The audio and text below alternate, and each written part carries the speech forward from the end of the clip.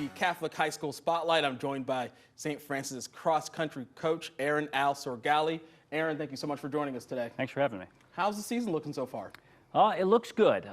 It's been fun thus far. We've had a lot of growth, a lot of development. This year, probably the biggest roster we've ever had, so it's been kind of a challenge to make sure that we guide the seniors to kind of running their best race, but also teaching freshmen how to tie shoes sometimes. So all in all, it's been great. We look forward to the postseason. October is kind of really what we focus on, and it's exciting to finally be here. So speaking of that, before we get to the postseason, talking about this team, what's it like, or how has it been replacing an Ethan Cope, who I know has been so instrumental in the success of St. Francis? Well, we certainly miss Ethan. He's a great competitor. He brought a great focus. 2 workouts, 2 races. He's a guy you could rely on. But what people may not know is Ethan was injured for a good portion of the cross-country season last year. So this group that we have now has kind of been baptized by fire. They had to kind of step up last year, grow a little bit in the absence of Ethan. Now we were able to get him back at the end of cross-country season. But this group of athletes is no stranger to competing without him.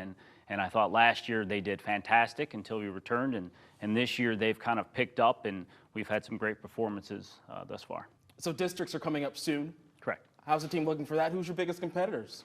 Well, there's a lot of great teams. Our district assignment is a tough one. We're going to be in the same draw with Perrysburg, Bowling Green, Northview, Southview, Anthony Wayne, and you're only going to have 4 teams advance out of the district to the region. So we have a lot of respect for the other coaches, the other teams in our area, and we have an understanding that we need to be at our best at big meets. Our guys are no stranger to that, so we can't afford an off day when you have a lot of talent in the area. Of your guys, who would you think are contenders for state? It's hard to say. We've had instances during this year where we've had different kids step up at different times. We've been led primarily by Cale Seymour. He's run a top 10 time for us. He's ran a 15:50 earlier in the year. But to be honest, this group really thrives on the connection, the 1 to 5 connection, and I think. When we talk about race plan, it's really a team thing. We set individual goals, but I don't necessarily see us having an outlier that advances. I think that we have a strength 1 to 5, and then some guys just knocking on the door after that. All right. Well, we hope they continue to keep going beyond that. And good luck coming up at districts. And thanks so much for joining us today. Thank you. Appreciate the time.